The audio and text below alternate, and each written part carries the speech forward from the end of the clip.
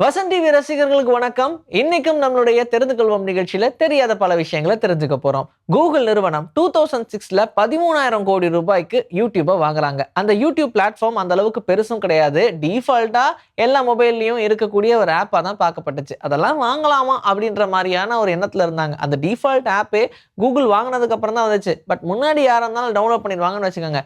ஏன்னா அந்த டைம்ல இன்டர்நெட் யூசேஜ்ன்றது ரொம்ப கம்மி. 10 ரூபாய் 12 ரூபாய்க்கு வாங்கி இன்டர்நெட் யூசேஜ் நம்ம போட்டுக்கிட்டு இருப்போம். அது கொடுப்பாங்க, ஒரு 300 MB 400 MB கிடைக்கும். இதை வச்சு எப்படியாவது ஃபேஸ்புக்கை ஓட்டிடலான்னு போயிட்டு இருந்த ஒரு டைம். ஆனா அப்போ இந்த யூடியூப் பிளாட்ஃபார்மை வாங்கலாமா அப்படின்ற மாதிரி தான் இருந்தாங்க. பட் அந்த யூடியூப் பிளாட்ஃபார்ம் அதுக்கப்புறமா அவங்களுக்கு கொடுத்த ரெவென்யூன்னு பார்த்தோம்னா ஒவ்வொரு 16 நாளைக்கு ஒரு தடவையும் 13,000 கோடி ரூபாய்க்கு மேலேயே டேர்ன் ஓவரை கொடுத்துட்டு இருக்கான் இப்போ இருக்கக்கூடிய சூழ்நிலை. ஸோ ஃபர்ஸ்ட் வாங்கும்போது வெறும் 13,000 crores ஆச்சே கொடுத்து வாங்கலாமான்னு யோசிச்ச அந்த கம்பெனிக்கு இவ்வளோ பெரிய லாபம் கொடுக்கக்கூடிய ஒரு பிளாட்ஃபார்மா இது மாறும்னு அவங்களே எக்ஸ்பெக்ட் பண்ணிருக்க மாட்டாங்க. 1608ல ஹான்ஸ் லிப்பர்ஷி அப்படின்றவர் தான் டெலஸ்கோப்பை கண்டுபிடிச்சாரு. ஆனா அந்த டெலஸ்கோப்பை வச்சு நம்ம என்னென்ன பார்க்க முடியும் அப்படின்னு பார்த்தா ஸ்டார்ஸ்ல ரொம்ப பக்கத்துல பார்க்கலாம், என்னென்ன பிளானட்ஸ் இருக்கோ பார்க்க முடியும் அப்படின்லாம் சொன்னாங்க. ஆனா பிளானட்டை கண்டுபிடிக்கிற முயற்சியில் இறங்கினதும் யுரேனஸ், நெப்டியூன் இந்த 2 பிளானட்டை மட்டும்தான் அவங்களால டெலஸ்கோப்ல கண்டுபிடிக்க முடிஞ்சது. அப்போ மீதி இருக்கிற பிளானட்ஸ்லாம் எங்க அப்படின்னு கேட்டா அதெல்லாம் பல நூறு வருஷங்களுக்கு முன்னாடியே நம்மளுடைய முன்னோர்கள் கண்டுபிடிச்சிட்டாங்க. கண்டுபிடிச்ச அந்த கிரகங்கள் எல்லாம் ஓலைச்சுவடியிலேயே எழுதி வச்சிருக்காங்க அப்படின்ற மாதிரி எல்லாம் சொன்னாங்க. ஆக்சுவலாவே அது உண்மைதான் அப்படின்னு தெரிஞ்சதுக்கு அப்புறம் எனக்கே பயங்கர ஷாக் ஆயிடுச்சு. பிளாஸ்டிக் அண்ட் பெர்ஃப்யூம்ஸ்ல எல்லாம் ஃபேலேஜ் அண்ட் பாராபென் இருக்கு அப்படின்னு சொல்லுவாங்க. இப்பெல்லாம் பாராபென் ஃப்ரீ அப்படின்னு சொல்லி அட்வர்டைஸ்மெண்ட் பண்ணக்கூடிய நிலைமைக்கு வந்துட்டோம். ஆனா இதனால நம்மளுடைய மக்களுக்கு என்னென்ன ஆபத்து வருது, மனித உடலுக்கு என்ன ஆபத்து வருது அப்படின்ற விஷயத்துல எவ்வளவோ சொன்னாலும் அதை பத்தின அவேரே இல்லை. சரி, ஒருவேளை இதெல்லாம் நம்ம அவாய்ட் பண்ணிட்டு இருந்தா நம்மளுடைய பாடியில் என்ன நடக்குது அப்படின்றதுக்காகவே 28 நாள் ஒரு குறிப்பிட்ட குரூப்புக்கு கிட்டத்தட்ட இந்த ஃபேலேஜ் அண்ட் பாராபெனுடைய கான்டாக்டே இல்லாத மாதிரி வச்சிருந்திருக்காங்க. அந்த டைம்ல கொஞ்சம் கொஞ்சமா கேன்சர் காசிங் ஏஜென்ட்ஸ் எல்லாம் எதெல்லாம் அவங்க பாடியில் இருந்துச்சோ அதெல்லாம் இல்லாமே போச்சு. கொஞ்சம் கொஞ்சமா கம்மியாகவும் ஆரம்பிச்சது. அதோடைய தாக்கம், அதோடைய வீரியம் எல்லாமே கம்மியாக ஆரம்பிச்சதுன்றதை அனலைஸ் பண்ணாங்க. அதனால இந்த பிளாஸ்டிக் ஆகட்டும், அந்த பெர்ஃப்யூம்ஸாக இருக்கட்டும், அதனால நமக்கு வரக்கூடிய ஹெல்த் ஹசார்ட்ஸை யாருமே பார்க்கறது இல்லை. பட் இது ஒரு மிகப்பெரிய எடுத்துக்காட்டு அப்படின்ற மாதிரி தான் அந்த ரிசர்ச்சே நடந்துச்சு.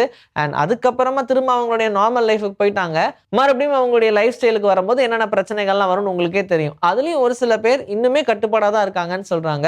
ஸோ நாமளுமே இப்போ கட்டுப்பாடாக இருக்க வேண்டிய நேரம் தான். இந்தியாவில் பெட்ரோல் பிரைஸ் ரொம்ப அதிகமாயிட்டே போகுது. அண்ட் அதனாலேயே இப்போ ஈவிக்கு எல்லாருமே டிரான்ஸ்ஃபார்ம் ஆயிட்டு இருக்காங்க. ஈவன் தோ இந்த எலக்ட்ரிசிட்டி கார்ஸ், பைக்ஸ் எல்லாம் யூஸ் பண்றதுனாலையும் பிரச்சனை இருக்கு. குறிப்பிட்ட கிலோமீட்டர் போயிட்டு திரும்ப வந்துடணும், சார்ஜிங் பாயிண்ட்லாம் எங்க இருக்குன்னு தேடுறது அப்படின்ற மாதிரியான ப்ராப்ளம்க்கு வந்துட்டாங்க.